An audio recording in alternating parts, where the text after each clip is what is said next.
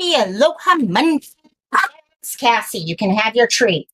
Oh my gosh. By the way, I finally figured out why my microphone gets a little weird at time. It's because certain puppies decide they want to be the center of attention and they start barking or growling or something like that. And Dear Crisp, which saves our ears for most of the live, cuts in and out. So I figured things out. I can't believe it. Hey, I gave you your treat. Eat it. It's yours. You want that or not? You can, oh, you guys can't see that. Oh, you're going to stare at it. Okay, just sit up. She's sitting like this right now. I wish you guys could see the whole thing. So, hello, Siren. How you doing? Oh, still, that's not good. You poor thing. Yes, by the way, I'm typing out to Siren as he walks in. Well, walks in, types in, comes in, joins. One of those words got to work for chat, okay? Just pick and choose which one. And but as he pops in and says hi, I'm like, oh, how's your Nicole doing? And I'm like, oh, wait, he doesn't know what an Nicole is. Okay, yeah, for those of you who ever want a nice, cool little way to say your butt, Nicole works. So if you want to know how someone, for those of you who don't know, okay, Siren just had some surgery done, so I wanted to see how he was doing. But yes, how's your Okole, my dear? And here is Miss Carrie. Hello, Carrie. How you doing? And oh my gosh, Cassie, you want to say hi? Oh no, we're gonna growl. Oh my gosh. Okay, let me give them another treat. So, everyone survived their weekend, I take it. Okay, everyone got through the weekend. I noticed we had karaoke over on Sirens yesterday. A lot of people were having fun, doing different things. I was talking to a couple people over the weekend. It was a busy one for a lot of people. I heard of some new TV movies to watch. Thank you, Robbie. I still got to check that one out. Hey, Megan, how you doing, my dear? How you, my dear? And so, yes, so here we go. We got a new week. And actually, I came across today's case actually yesterday. I was going onto Facebook. Many of you guys know, I hate to say it, a lot of times if I try to plan a case ahead of time, things happen. Either the person's found or something else pops up or something like that. So I tend to usually choose my cases for Missing Mondays on Monday. But I came across Samalea yesterday, and I'm pretty sure I got her name right at this point, but if I am mispronouncing it, I truly apologize to her whole family and to her. Those of you guys who are here, you know I'm from Hawaii. I tend to put Hawaii accents on everything I say. So I'm getting that it's Samalea. Actually, let me pull up her stuff here. Okay, so this is actually Samalea is the 3-year-old who's missing.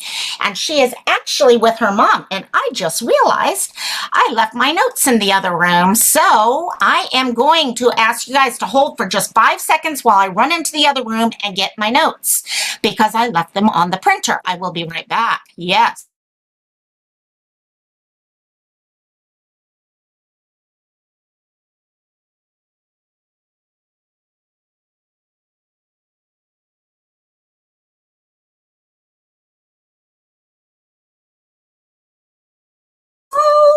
My gosh, I've never done that before in my life, but I guess there's always a first time. So, and remembering everything you need to say when it goes on to almost 2 pages worth of notes. Yes, I could have played the intro. The problem is, Siren, I need to do an intro.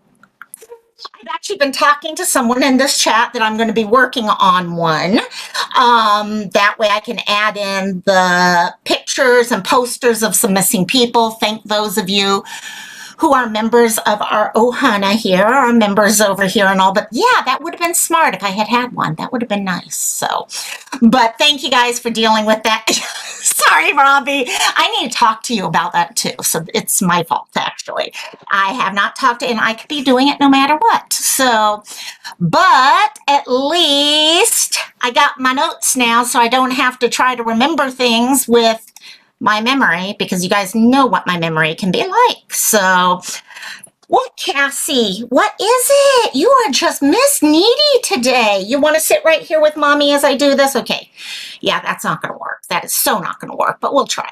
So anyhow, hello, Sleuth Mom. How you do? Oh, this is what you want, the treat. Hey, Sleuth Mom, you missed it. I totally left all my notes in the other room, so I had to get up and go get them. You can tell what my day's been like, gang. Truly been nuts. So, but yeah, wanted to go. So we're going to talk a little about Samalea and her mother, Tiana. And then at the end of this live, please remind me in case I forget about this, I do want to talk a little bit about Ariel.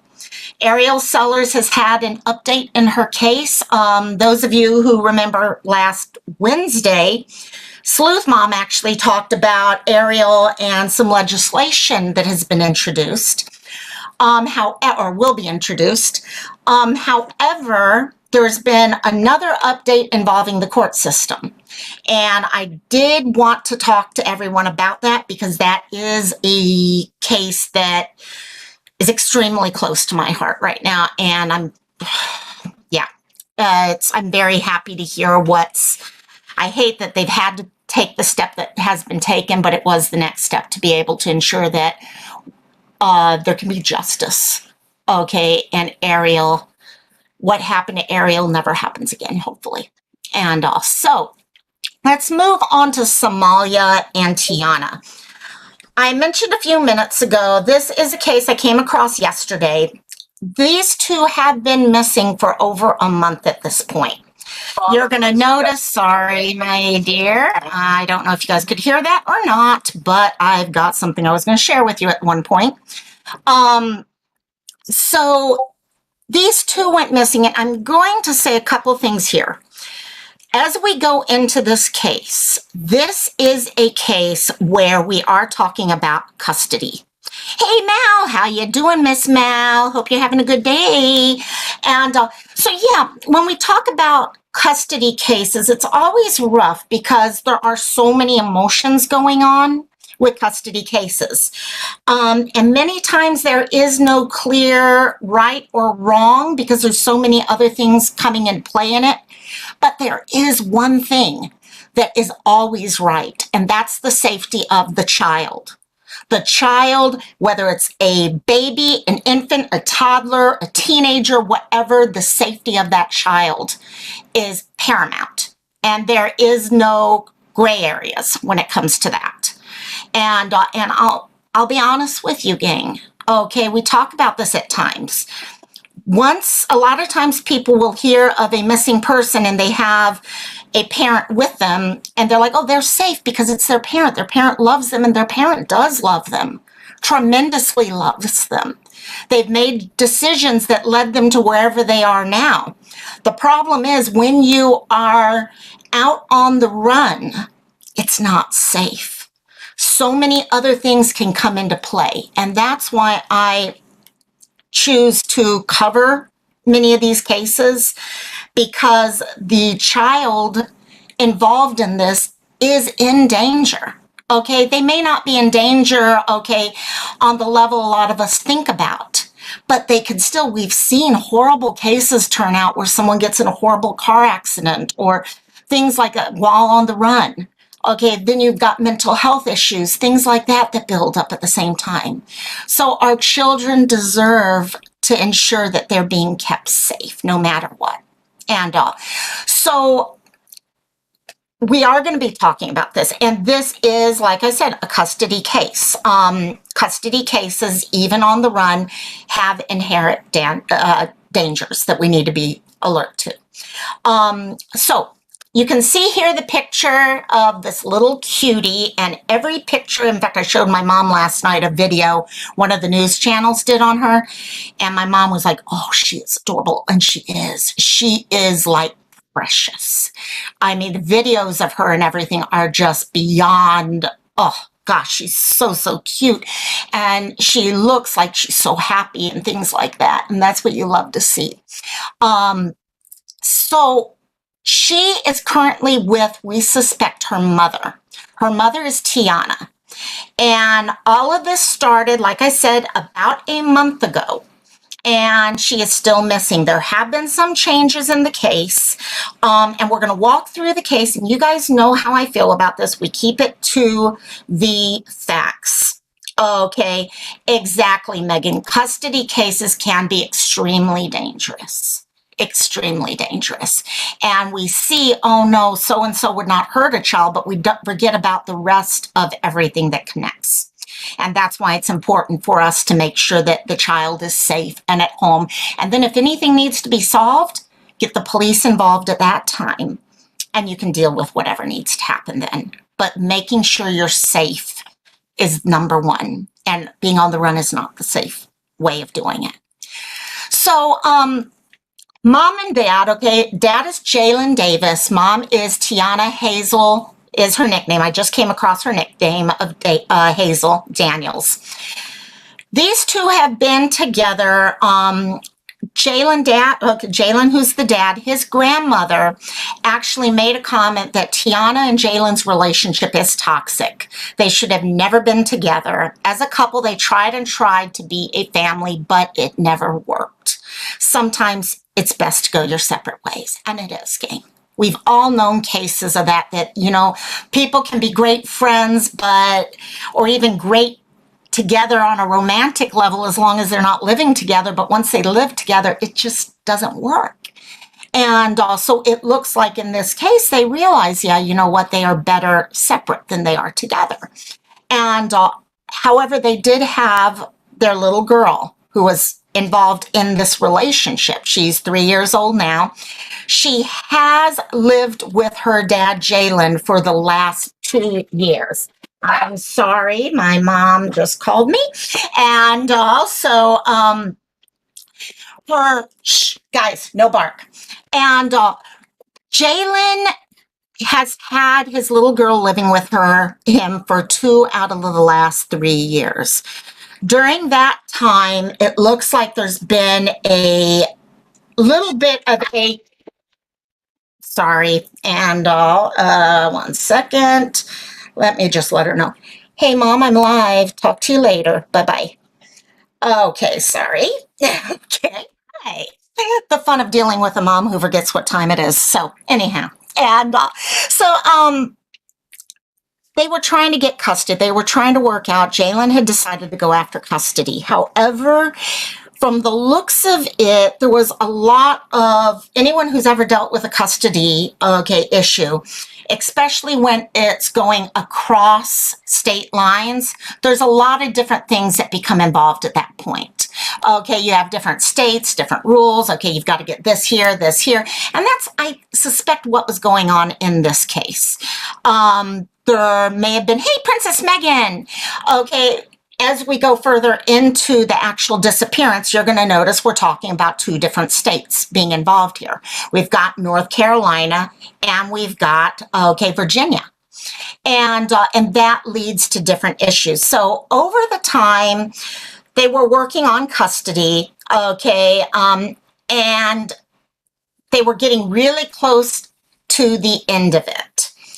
Okay, according to Dad, basically right before she went, terrified. We had, Mal is saying terrifying. We had a custody Amber Alert the other day. Luckily, they were found and retrieved safely, and that's it. I've seen them go wrong the other way. And so it's just definitely something that everyone loves the child. And that's why it's so hard. It is hard. So according to Dad, they had gotten to the point where they were about ready to be able to finish up custody, get the final rulings, things like that. And that is when Samalea and her mother went missing.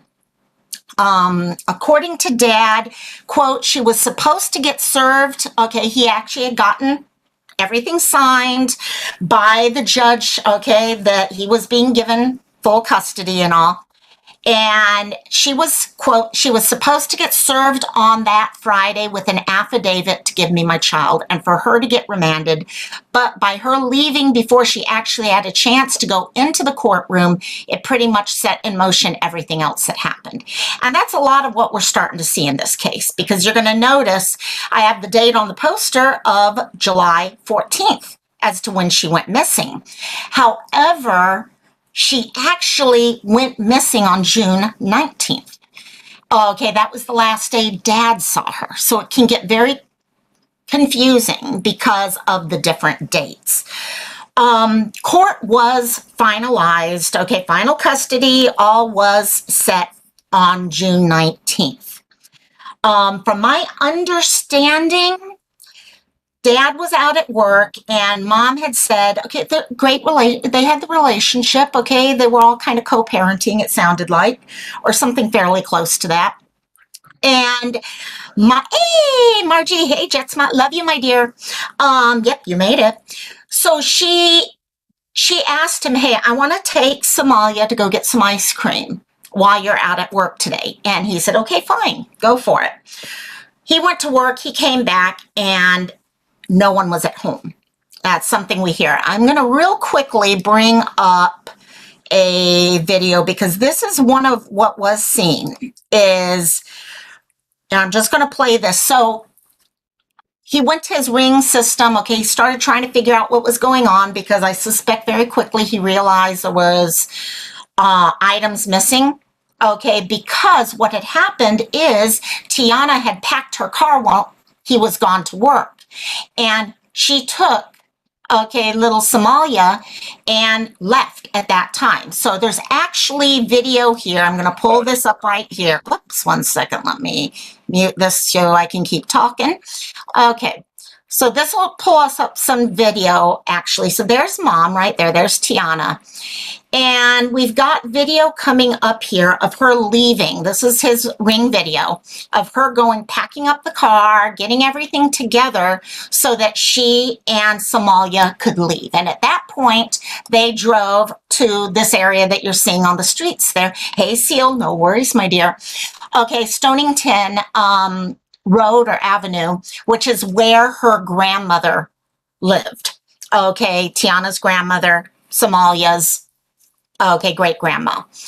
So what we're seeing, let me pull this back so we have pictures here, and is he realized very quickly, my daughter's gone, she's gone, something's happened.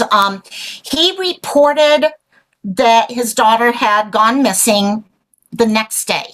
Okay, when he realized, okay, they weren't coming back, things like that. So reported the next day to the North Carolina, Steel Creek areas where he lived, North Carolina police.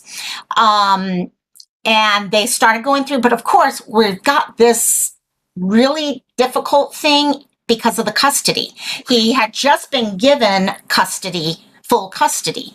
So he was still getting paperwork together and all that. It was one of those times that were really gray areas. So there's about a 2-week time period after that where he's trying to get paperwork to prove, hey, no, I do have full custody of her. In the meantime, he starts hearing that his daughter and Tiana, so both Samalea and Tiana, are actually in Virginia, up at Virginia Beach. Tiana's grandmother, Samalea's great-grandmother, actually lived there on that street that I was just showing you the street markers for. So he made the decision, okay, of going and reporting her missing to the Virginia Beach Police. Now, what we've got at this point, and I know this is confusing, gang, but it's important to understand how all these things move, is that we have 2 different cases now open, one in each state. And that's been part of the problem in this whole case, is because you do have things going across, okay, state lines.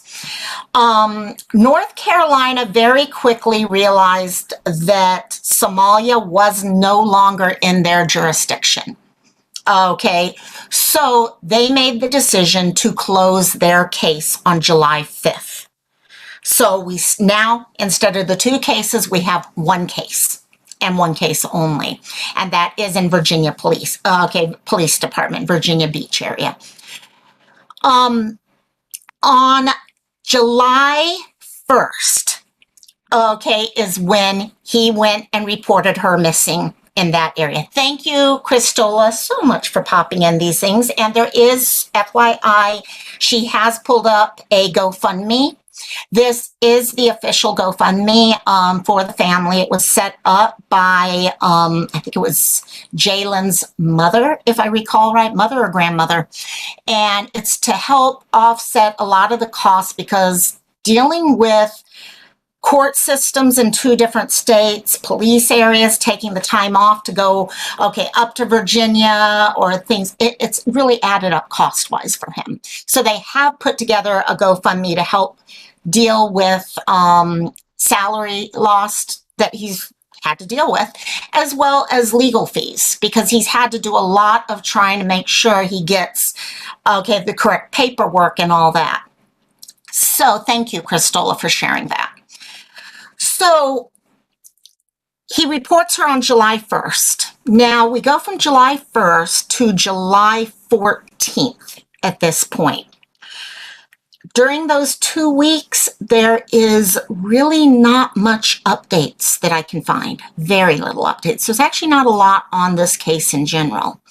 And so during these 2 weeks, my suspicion is this is when he's trying to get the documentation so he can share it with, because now he's got to go, it's not just where he lived. He's got to get the documentation from judges and stuff over, where she is at that time. Get the police there. The police are like, no, we need to see this document. Make sure. Court document saying that you are full custody and this child should be coming to you. And so on July 14th, all that comes together. A court order is done stating that Samalea is full custody, under her dad, Jalen. He takes that document to the Virginia Beach Police Department and is now able to give that to them, and they pretty much hit the road running at that point from everything that I've seen. And that's actually, I'll be honest, I think that's also when, hey, FarQ, how you doing, my dear? Love you. Hope you're having a good Monday. I don't even know what day it is, do I? Hope you're having a good Monday. I wish it was Friday. So, reason why I'm saying I really wish a lot of this had come together earlier is it so turns out that's also the last day that anyone saw Samalea.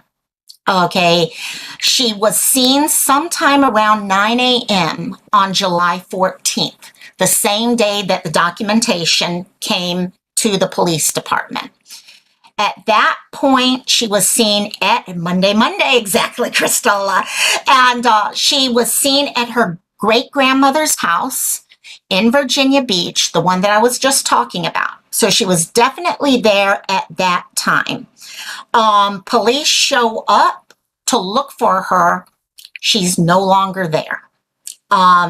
Do we know she was there? Yes. Even her grandmother stated that that they had been there and that the 2 of them had been there for a couple days, and that they had left. She did not know where Tiana had decided to take Samalea, that they had just left at that time. But she did state that Tiana wanted, quote, wanted a better life for her daughter. So that's why I'm saying, you know what? Samalea is loved. She is very much loved. I don't think we're talking about things where would she do something to hurt her child or something like that.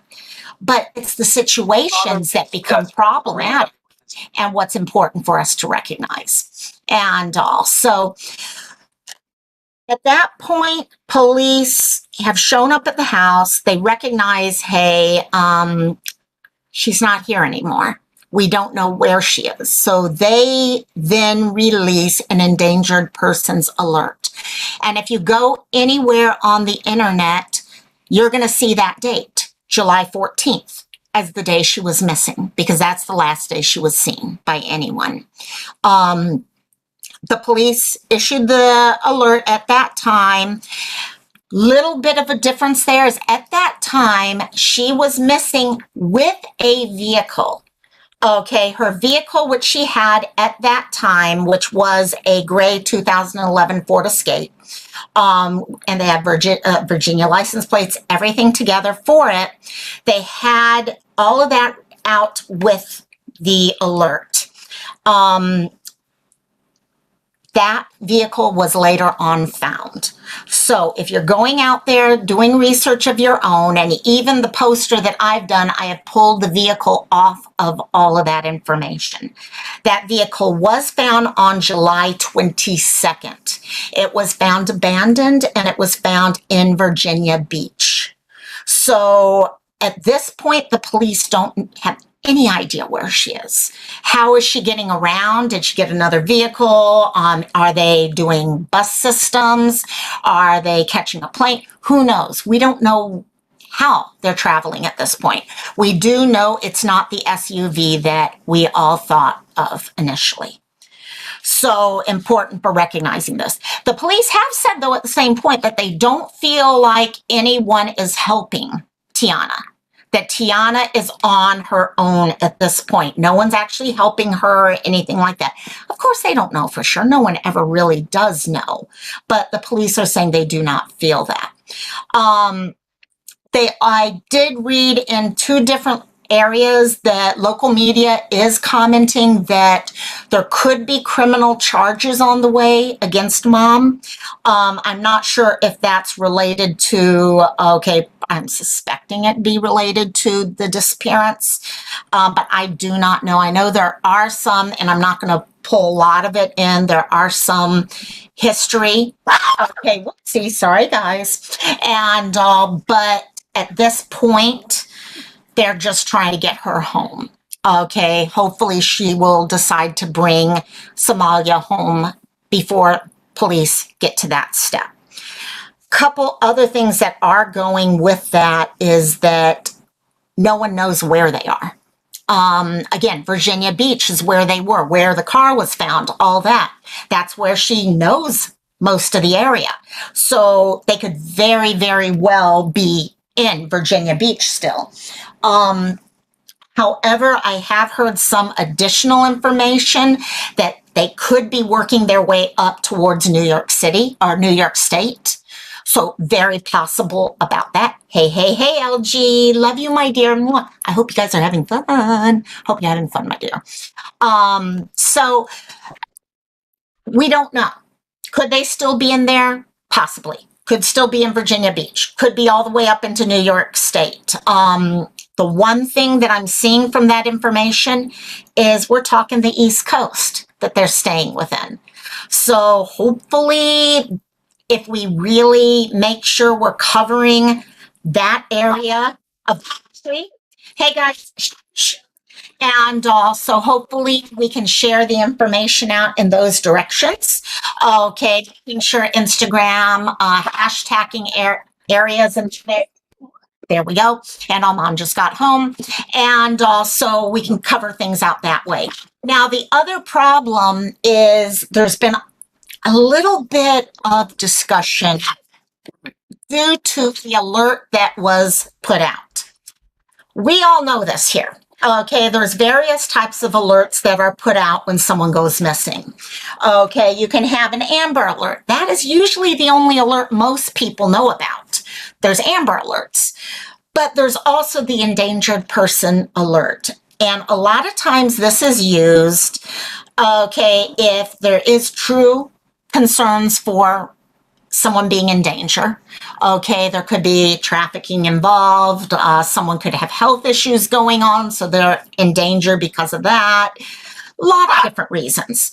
But one of the requirements is that they be in danger. Okay, does it necessarily mean, okay, mom is going to hurt her physically or something? No, it's not necessarily always that. Could that be a possibility? Yes, we don't know the future. None of us can read the future and what could happen in times of stress or something. Hey, PJ, how you doing, my dear? Love you. And so one of the issues that has popped up out of this is the idea that, is she in extreme danger or is she not? I've noticed multiple articles done by Tiana's family, as well as actually Jalen's family, saying, she's not really in danger. And however, we know they are in danger. As long as someone is out there on the run, there's so many possibilities. Actually, I think Jalen states it really well when he says that I don't think Tiana would hurt her on purpose, but I do believe that she could hurt her accidentally or hurt her indirectly. And I think that's where the thing is. You don't know when someone goes on a run like that, you don't know who you're having to depend on, who you might come in contact with. You're kind of going under, the radar. And you really don't know what's going to happen. And because of that, it puts people in danger. A lot of people always think about the danger coming from the person who is holding the disappeared person. The suspect. We think about the suspect as the person who's going to be endangering the person, but we forget about other things. We forget about, hey, butterfly kisses, issues such as, finding food.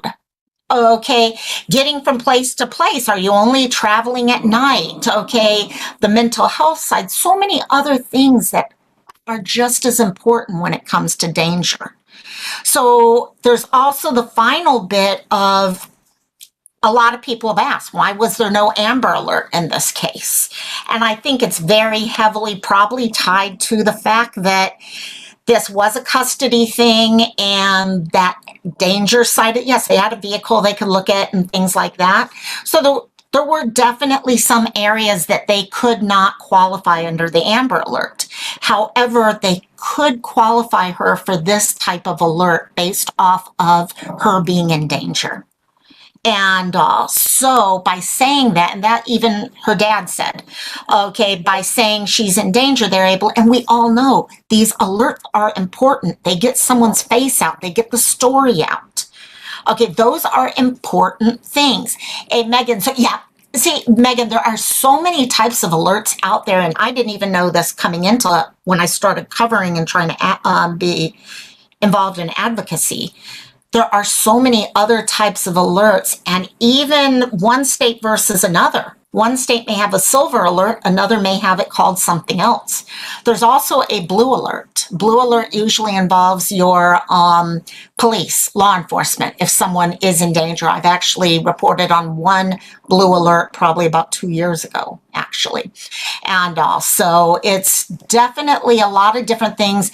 It's honestly one reason why I think as a, wonderful, Christola. Thanks for sharing that. Christola just shared a link to various types of alerts. I actually feel that we need to look at nationalizing alerts. I think it'd be very helpful. It'd clear up a lot of confusion about things if we actually did nationalize alerts at this point. But you can understand where people start worrying, well, no, mom would never hurt her child. And I believe them when they say that. I do believe them when they say that. And she wanted a better life. But this is when those of us, when you don't follow these stories, you don't see how stories sometimes unfortunately end. And that is one of the big issues, is a lot of times we don't see where these stories end. It's important to be able to get these alerts out, to realize there is no such thing as a safe disappearance. Every disappearance comes with a level of danger. And hey, LG, you are not a useless mod. You're gorgeous. And you and Jet's mom are a beautiful little mod. You got it. You're pretty mods. I love you, girl. And so it's important for us to recognize. So when we're going there and we see a poster about a missing person, that we don't automatically jump to the idea of, oh, well, it doesn't matter that they're missing because it's a family member that has them. Oh, it doesn't matter if that person's missing because they ran away under their own volition. No, all types of disappearances come with a level of danger. And we need to make sure that their voices are heard and their stories are told. And so I'm going to, so these are some pictures and all for you guys. You guys have been looking at the pictures of the two of them for a while. You guys can tell automatically from here that Tiana actually does have, okay, her glasses and stuff. So she may have glasses. She may not have glasses. Okay, we need to be looking for all those things. Different way hair is cut, styled, things like that are going to make people look different at different times. So being open to all those things. So before I move on, because I do want to talk a little bit about Ariel before we finish here, I wanted to go through this one last, but just so you guys know, for those of you who usually jump off as soon as I get to this area, please hang out because I do want to talk about Ariel a little bit and where we are going with Ariel's case from what it looks like at this point. She is so beautiful. And yeah, you never know what's going to happen. It's got to be scary. And for loved ones, it's got to be not knowing where your daughter is or your granddaughter or your niece or things like that. It's scary. And bringing them home where everyone knows, everyone loves this little girl. You can see it. And so we've got both, okay, Samalea Daniels and her mother, Tiana. I don't know if it's Mila or Mila Daniels. Samalea went missing officially on July 14th. However, she has actually been missing, okay, quote unquote, missing her dad, okay, left her dad's area. Yeah, exactly. They are so complex. And the week after Father's Day, and from Virginia Beach, Virginia is where she was last seen, at her great-grandmother's house. She's 3 years old, black hair, brown eyes. Now, height, I am seeing different heights out there. Some places are saying 2 feet. However, I'm seeing other locations that are saying 2'10". And that does make more sense to me, actually, but that's a huge difference. And I think that's one reason why I really wish people would get better at verifying for sure what heights and weights are, especially a height, because 2 foot versus 2'10" is a big difference. However, she weighs 25 pounds. Now, Mom Tiana is 28 years old. I have also seen 29, but either way. Brown hair, hazel eyes. So that's definitely something there. Okay, the hazel eyes to keep an eye out for. She's 5'6" is what I saw, okay, in the one report that I saw on this, and 130 pounds. Now, you found 2'2". Yeah, exactly, Crystal. It's so frustrating at times, Cristola, because information changes from site to site. You found 35 pounds. See, there's a lot, and guys, that's part of the problem right now. When it comes to official reports, and I went with one of the official reports, even the official reports are different a lot of times. Part of that might be because there were 2 different reports initially. Part of it could be typos. It's like 28, 29 could be a typo. We don't know, but things like this need to be verified and updated in systems so we can be looking for the right thing. And also, Samalea is thought to be with her mom, who is her non-custodial parent. Her father has full custody of her. An order has been given out by the Virginia Beach judge for her to be returned to her father immediately. She's lived the majority of her life, 2 years with her father. He is who she has lived most of her life with from the time she was 1 year old. Okay, so if anyone sees anything, the current active case is open in Virginia Beach. So Virginia State Police, Virginia Beach Police Department, okay, if you have any information, you see her, you hear something, whatever, please contact the Virginia Beach Police Department at area code 757-385-4101. Or seriously, gang, just dial 911. Okay, they can get the information and forward it to wherever it needs to. Okay, at this point. So thank you so much for that. I've already posted to the Facebook group. Okay, so we got the posters there. I will make sure they're here on YouTube right after the live. And then, of course, in Discord, I'll have them in Discord also for you guys. So, moving on, I did want to bring up some stuff about Ariel.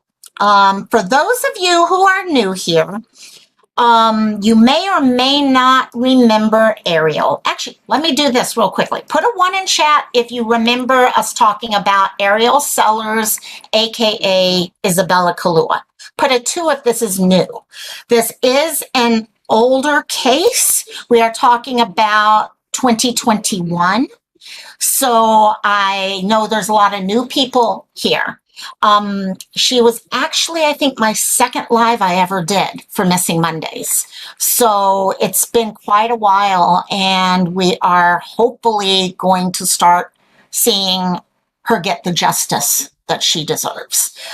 Giving you guys a second so I get an idea how many of you, okay, we do have some 2s in there. So I'll real quickly, just as a reminder for everyone. Actually, let's go through it this way. It might be better. 1.5, you were familiar, but don't remember the whole thing, butterfly kisses. Exactly. So basically what happened was back in August of 2021, actually, I wish, let me real quickly see if I could get them to come up with a picture of her here real quick. No, of course, they're not going to show it. Okay, they're not going to show it there. So, little Ariel actually, here, I'm going to keep talking while I do this.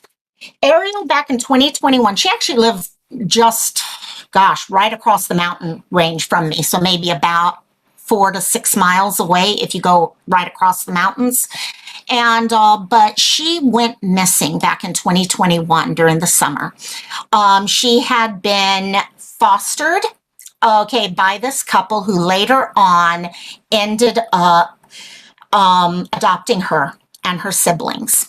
And sorry, I'm trying to pull up a picture of her real quickly so everyone can see what she looked like.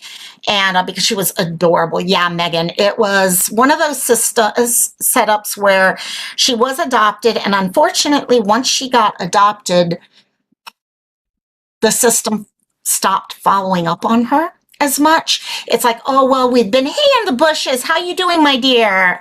We just finished talking about the other case, but we're kind of moving on to Ariel because I wanted to update everyone on Ariel's case and what we just had happen last Thursday, actually. Let me see here. Okay, here we go. So let me pull this up real quick. There we go. Okay. Yeah, okay, here we go. Okay, so I can share this real quickly. Stop screen. Sorry, gang. I should have done this first. So here's Ariel. And this is the poster I did when we actually talked about her. She had been adopted, and people started noticing certain things that weren't right. Bruises. The little girl was losing a lot of weight. Just changes that were going on. She was pulled out of school. Yes, this was kind of tied in with COVID time. Yes, but a lot of changes. But because she had been adopted, no one really did a follow-up on her case. What ended up happening is she went missing, and the adoptive monsters, hey JP, hello, my dear. The adoptive monsters in this case, as Salute loves to call them, and I completely agree with her on that one. Hey Seal, I love you. And called her in as missing and continued saying she was missing. Okay, continued, okay, kept doing all these things like that. Well, long story short, And we did do a live where we pretty much discussed the whole case and everything, affidavits and warrants and all that. Her older sister finally felt safe enough to tell the truth of what happened that night. A night came up where basically her adopted parents were keeping her away from food, locking the refrigerator, not allowing her to eat. They were locking her up in a dog cage at night, often with duct tape over her mouth. And one night, when they did that, they put the duct tape too high, I guess, and she died in the middle of the night. Carrie, this case is terrible. And this little one deserves justice, big time. And so her sister is such a hero. Her sister is such a freaking hero. Her sister is one of the bravest people I've ever heard of. To be able to stand up and tell her little sister's story and give her her voice back. So adopted mom and dad were both, hi Dynamite, evening, and welcome, my dear. And adopted mom and dad were arrested and have been charged with her murder. The problem is, you did, Carrie. Yes, Sleuth was even more. I mean, while I lived close, Sleuth was talking with family throughout this case and really, really did a lot of wonderful work to bring her story to light. So basically, these two, the Kaluas were arrested and brought up on charges for her murder. The problem is this: no one's ever been able to find her body. We know a little bit about what happened. In fact, her sister was woken up that night and was made to participate in trying to wake up little Ariel. And when they realized what was going on, she was told to go back to sleep, and adoptive mother and father then started moving forward on trying to dispose of Ariel's body. It's Cristola, this case, going back into the cases here or over at Sleuth Mom's channel. They're on both locations, definitely. And we will go back to this case because I'm hoping we are going to be seeing a trial coming up by the end of August. So they keep postponing it, and they need to stop postponing it and get the trial to come to fruition at this point. But one of the biggest problems that has happened up to now is because there is no body, there's no way of saying that she's no longer alive. So what has happened as of last Thursday is a circuit court judge here in Hawaii has finally declared Ariel dead. Now, what does this do? Well, first of all, yes, it allows certain other things, to happen and all. It also, I'm sure, can't hurt the case against the Kaluas, and it can only help. But the other side of this is it's going to allow Ariel's family to look at any potential lawsuits against the state. It's going to allow them to ensure that this little girl gets justice. Hopefully what happened to Ariel will be a reason for us to say we're sick of this in Hawaii and we're not going to stand by and have this happen anymore. We need to make some changes in our system so it stops. There's no reason why this little girl wasn't being checked on. Anyone who looks at her, I mean, seriously, I don't know how I can, let me see if I can pull some of the pictures to show you guys. Here's a picture of her right before. okay, compared to before. Let me see here. That's right before. Of course, with masks, everything was able to be hidden. But if you look at some of these pictures of her at the beginning, and of course I don't have good, look at this picture here. This picture is what infuriated me. You could see if I put this next to her when just a couple months before, you could see the weight she had lost. She was being starved.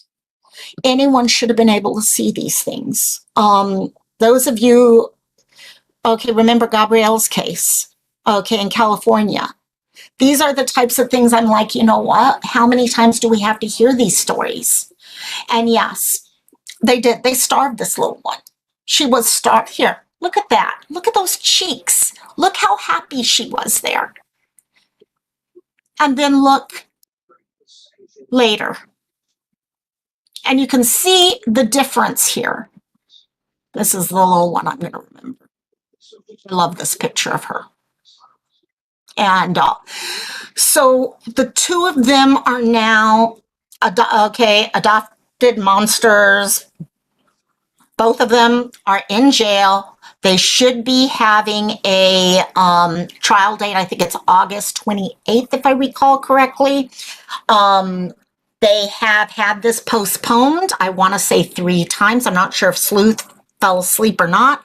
Poor girl is trying to burn the candle at both ends right now. But one of you guys who've been around long enough with me might remember if it's August 28th. I think it is, though. They have postponed it multiple times. It is time that we tell this girl's story. It's time for us to start introducing bills to ensure there is no more Ariels. Hawaii has had more than its fair share of cases here. I mean, there are so many cases out here in Hawaii. I have a whole folder of cases of children who have been failed by the system here. And we need to fix some of these holes. And it's going to require us actually going and getting changes to our system, legislative changes. So, and I know Ariel's family is going to push for those. That much I can tell you. And there are some already getting ready to be introduced, it looks like. Sleuth shared those with me. So if you guys can keep, maybe what we'll do, maybe Sleuth and I at some point, as we get closer, we want to do a follow-up on her. Yep, Seal. They locked her in a cage, a dog cage. They locked her in there, duct tape on her mouth. They kept her away from food. They locked the refrigerator. She looks like she was, yes, she does, Christola. She looked like she was. She had broken bones that no one ever looked into. People were reporting it, but no one was looking into. And all coming down to the fact that because she had been adopted, oh, it must be a good place. No, we need, it doesn't matter if it's a biological house, a foster house, an adopted house, whatever. If there's reports of potential child BUSE, okay, we look into it. Okay, we owe these kids this. And Seal, this one, I just sat through and rewatched the Gabriel Fernandez case on Netflix, and I couldn't help but keep coming back to Ariel. And part of it is what this poor little one went through. It didn't matter that she lived as close as she did here.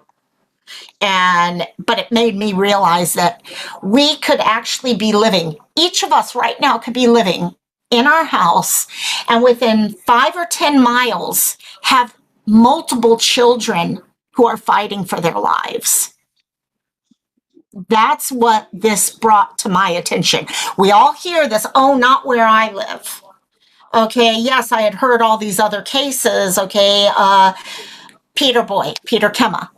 Okay, we hear these cases and stuff like that, but we don't realize these things are happening near. They're not in other places. They're in our own home backyards. I literally can draw a line from my house to where she was Okay, and it's literally less than 10, actually, it might be less than 5 miles, actually. And we don't think of it. Okay, Cristola, if you answered local, was she taken from parents in place?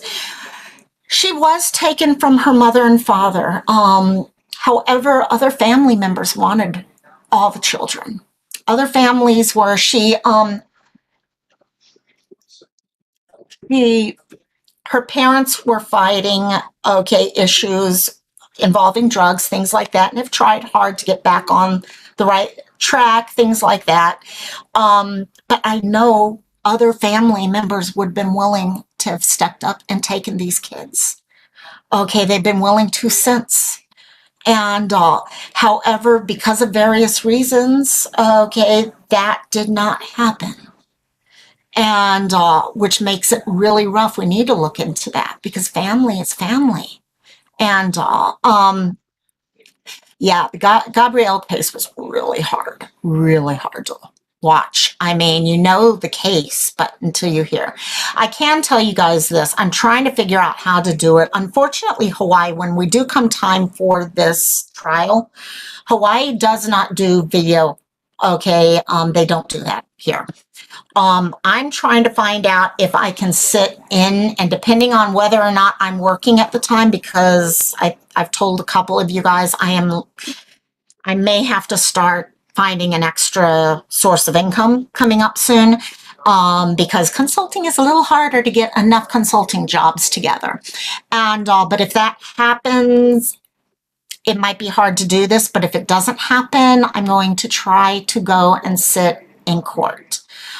So that I can let you guys know what's going on with this case, because I know this case really did connect. It connected on a level for many of us here. But let's see, Crystal, I'm not condoning drug issues with kids at all, but looks like she was at least being taken care of, not treated. She did live with her grandmother-in-law. You do have that. There were other connections because in Hawaii, family takes care of family. Ohana is not a joke. Ohana is real. Family takes care of family, and not just immediate family. Family is an extended thing. And it's not just even blood, to be honest. I know a lot of people who do not have the blood connection, but they are Ohana like nothing you've ever seen. And they will stand there and be there for that person. Yes, CPS failed Ariel. They did. And they failed other children. Like I said, I've got a whole folder that I was at one point going to do a whole series on cases where children were failed from here. And then wanted to cover people that still need to be found and stuff. So I kind of went that direction instead, but I still have that folder there. And the number of children, the story has repeated over and over and over. And we need to start making changes. We need to. I mean, if there's one thing that we all talk about caring for in Hawaii, it's our kapuna, our elders, our kapuna, and our keiki, our children. We say this all the time. Let's walk the walk. So, sorry guys, I'm kind of gone off on a whole tangent with this. What I really wanted to share, though, is the fact that she has been declared dead at this point, which will allow her family to push for changes and to push for, okay, justice. And also, hopefully, and yes, I agree, family should always be first choice when possible. It's not always possible. We realize that. And all, but if possible, we need to do that. So, yeah, sorry. Yeah, that's my rant. It's my rant. Every time I talk about her, I end up ranting. But I'll let you guys know. I'm hoping we will hear. I'm really hoping this time will be trial. I'm really hoping that this time, because last time was January, and every time it gets pushed further and further and further. I don't know if it's being pushed because people are hoping we're going to forget about her, but we're not going to forget about her. That's not happening. And so, yeah, yep, they failed her for sure. and all, and they failed so many, and it's not everyone, gang. I'm just as much as, yes, I'm going to rant against her being failed. I also know people in the system who have the biggest hearts in the world, who are working. They're working till they can't work anymore because they need to sleep. Okay, that have the biggest hearts, and they just keep pushing and pushing and pushing, trying to do what's great and what's right for the child. They're there. It's not the whole system. It's the system's procedures. It's those things that we can, and we have the ability to change these things, guys. We do have those abilities. So I'll let you know. Hopefully I will start hearing fairly soon at the next update. Yeah, Christola, a lot of children have been saved by the system. Okay, a lot of children have been saved by the system. And we can't forget that. We really can't. It's like law enforcement. We talk about law enforcement. And yes, there's sometimes that law enforcement frustrates you because this didn't happen this way or whatever. They're not going all the way. But there's others that are just, they're heroes. They're true heroes. And also, I'll let you know what comes of her case. Wednesday, couple updates for this week. Wednesday, Sleuth and I will be together. I think we're over on her channel this week, but we'll let you know if something changes and everything. Friday, I have a 3-day Comic-Con. Honolulu Comic-Con is going on this weekend. Because of that, I can't do Cantina, and I'm not sure if I'm going to have to reschedule, maybe do earlier mental health subject this week. I will let you guys know about it because it's Friday, Saturday, Sunday, and actually Thursday I have to set up for it. So I'll let you know about that for sure. But it's going to be a little different week for me. It's just gut-wrenching when something like this or the West case yes, the West boys were another case. And you know, I've said this before. I work in long-term care, okay? And I know many cases where, okay, people have been failed, okay? Something has happened that never should have happened. It happens in every field that you go out into, okay? There's always going to be those cases. But every time a case like that happens, what you should be doing is going back to that and looking at what happened that failed in it. Was it a system that was not followed to the T? And if so, how do we ensure that it gets followed correctly in the future? Was it something that did not exist in the system that needs to be created in the system? That's what we should be doing. It's not always about finding blame. It's finding out how we can fix this. That's what we need to do. Yep, and it does. Christola, they do. They do. I sit there when I do my in-services, okay? When I go through in-servicing and stuff like that, and I have to sit through, okay, abuse. And so every year I have to go through these things and I have to sit through it and I actually have to watch. I have to see pictures, videos, interviews, things like that. They do happen.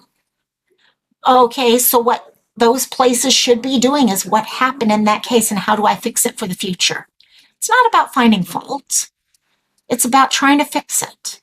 And because you know what? We respect and honor our kapuna and our keiki. And we need to be doing that. And I'm sorry, I'm just going off and off and off, and I know I'm doing that. So you're mad right now. It's frustrating, especially when you see a cutie pie like that. So, but hopefully we'll find justice for her. Hopefully those two will find themselves in prison forever. If I have my say, we'll find out. Okay, I don't think I'd ever have a chance of being on that jury, so whatever. And, but hopefully that happens. Hopefully there's some new laws put into place so that we don't have any more. And we can just ensure that she gets the justice she deserves. So I'm going to bring up one last time real quickly why we were doing today's Missing Mondays for Samalea Daniels and her mother, Tiana Daniels. Tiana is non-custodial parent, and they are somewhere on the East Coast. Let's put it that way right now. Anywhere, Virginia Beach, all the way up to New York at this point. So if you guys can help me with sharing out their story. And I will see y'all later. If y'all have ideas of what we need to talk about mental health wise, please let me know. I need to come up with some more ideas. If you guys have some ideas, send me via Discord, Facebook group, email. If you need to email me, please, please, please feel free to email me at thelocalmylife@gmail.com. If you ever need a talk story, anything like that, let me know that way. And I love each and every one of you guys. Aloha, mahalo. I say mahalo a lot. For those of you who don't know what mahalo is thank you. And honestly, this channel only exists. What we do here, advocacy, mental health, whatever, all comes down to everyone being part of a community and helping to be a voice for other people. So mahalo. Love each and every one of you guys. Talk to y'all later. I'm going to deal with a puppy who's staring at me right now. And also, aloha. Love you guys. Bye-bye. Say bye-bye.